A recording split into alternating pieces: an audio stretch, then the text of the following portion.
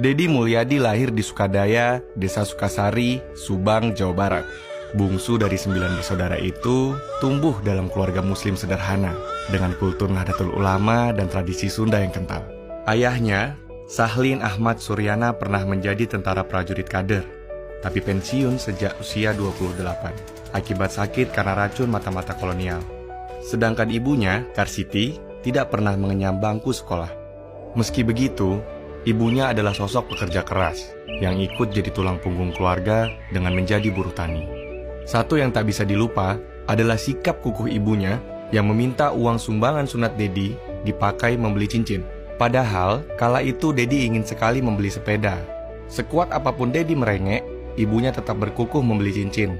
Pembelian cincin terbukti lebih berguna. Kelak cincin itu dijual demi memulai usaha ternak kambing. Usaha itu berkembang dari seekor menjadi 40 ekor. Dedi kecil giat membantu ibunya menggembala ternak. Sedari belia, ia sudah tunjukkan bakat memimpin.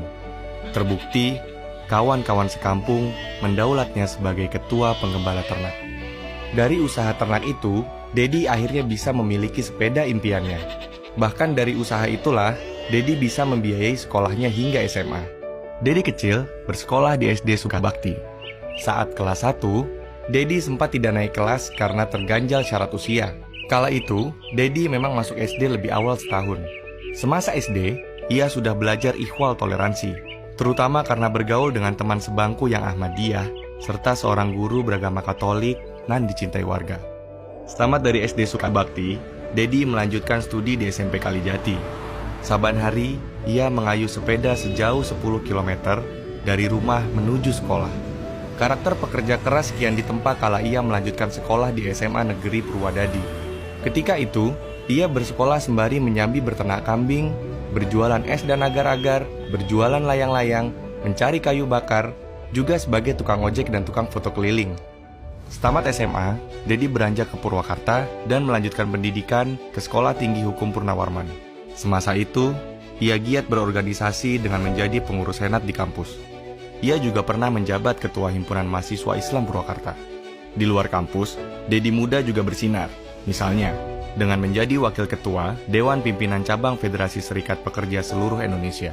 Setamat kuliah, bekerja sebagai buruh pabrik, kemudian menjadi pegawai administrasi di Balai Latihan Kerja TKW, sampai menjadi penjual beras pernah dilakoni Dedi.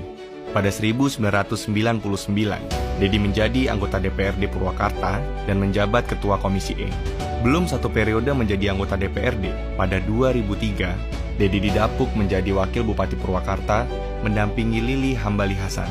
Dedi pun tercatat sebagai Wakil Bupati termuda dengan usia 32 tahun. Merampungkan pengabdian selama satu periode, Dedi mencalonkan diri sebagai Bupati Purwakarta. Berpasangan dengan Dudung Bahtiar Supardi, Dedi menjadi Bupati Purwakarta pertama yang dipilih langsung oleh rakyat. Tahun 2013, Dedi kembali terpilih menjadi Bupati Purwakarta berpasangan dengan Dadan Koswara. Selama menjabat pelbagai jabatan, Dedi senantiasa mendorong perubahan positif untuk Purwakarta.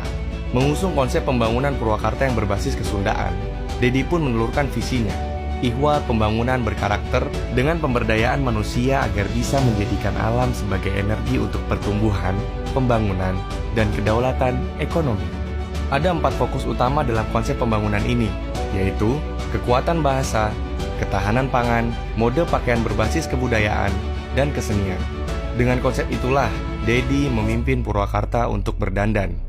Muncullah arsitektur bangunan Sunda. Bangunan-bangunan mulai menggunakan atap jurang ngapak, ukiran, dan pagar khas Sunda. Sebagai wujud kecintaan dan pelestarian budaya, Dedi mengawinkan teknologi dan sejarah tentang Purwakarta, Sunda, dan Nusantara untuk disajikan secara atraktif di dalam museum diorama digital bernama Balai Panyawangan.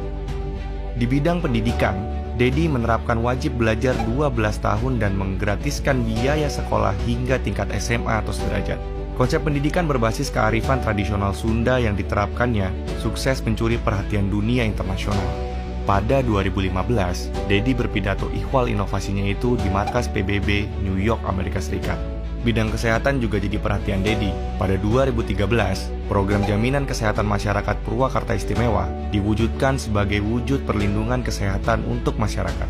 Tak ketinggalan dari sisi pariwisata, Pada awal 2017, Dedi meresmikan air mancur fenomenal Taman Sri Baduga yang jadi ikon Purwakarta sekaligus air mancur terbesar di Asia Tenggara. Dedi juga berhasil mewujudkan jaringan listrik 100% merata serta pembangunan rumah rakyat miskin.